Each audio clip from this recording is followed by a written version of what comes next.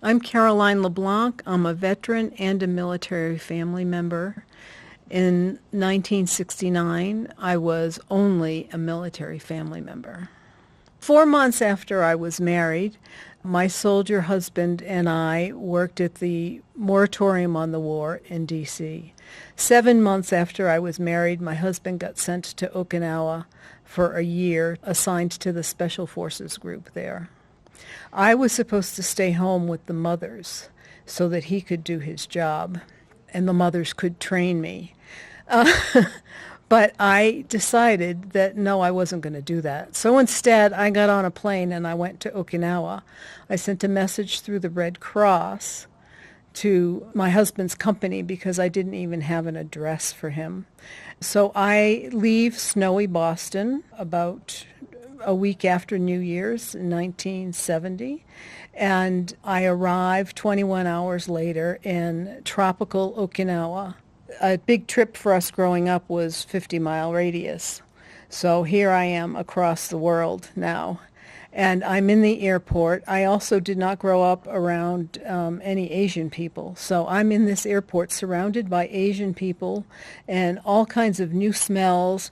And the tropical heat is just melting my clothes off of me. But there's no husband in sight. And for the first time, I wondered about how good an idea this was.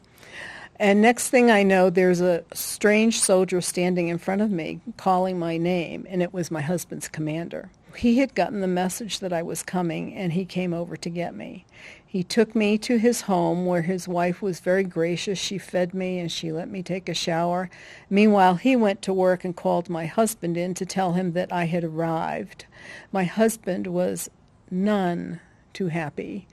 I was a distraction from his job, his first real job in the Army. So there was a question about where we could stay and how we could work things. And anyway, in about 3 weeks, I had a job working in the Army hospital as a nurse. And we had found a lovely house out in one of the little villages, Tobaru. We couldn't live on base because I wasn't supposed to be there technically. But I was an American citizen, so they couldn't kick me out either. Our house, it was really our first real home. And it was a delightful little Okinawan house, cinder block, whitewash, green shutters that you close during monsoons. We had geckos living in our electric box and climbing on our ceilings and falling on our bed. We had a banana tree in the yard, and we had two neighbors. One was an unapologetically racist Air Force family from South Carolina. The other was a three-generation Okinawan family.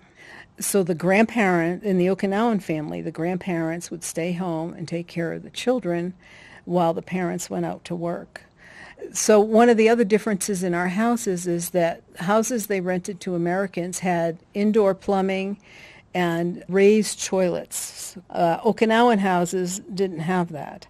And so every morning, Papa-san would come out with the bucket of the night soil from the night before and bring it to the garden behind our house. And I usually encountered him, and it became a delightful thing to bow to people when you met them, even if it was only the slightest little inclination, the bow. Every Monday, Mama-san would come around with a dish basin on her head full of cut flowers that she sold house to house, a quarter a bunch. So I had cut flowers in my house most of the time. Meanwhile, my husband is going on missions, coming back, and I'm just kind of waiting for him to come back each time, never knowing if he really will come back. Fortunately, I had my job.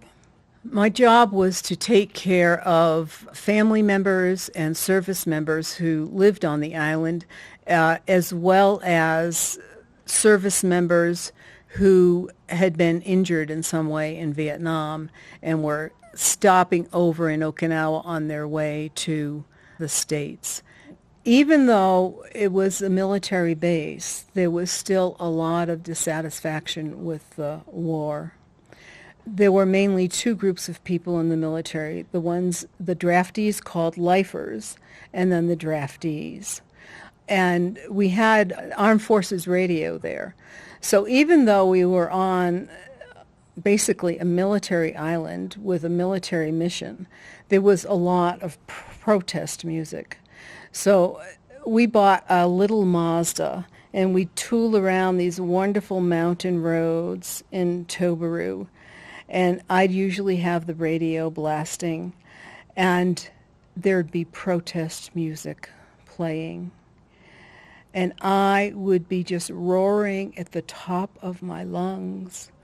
War! What you want to do it for? Absolutely nothing! It was just surreal.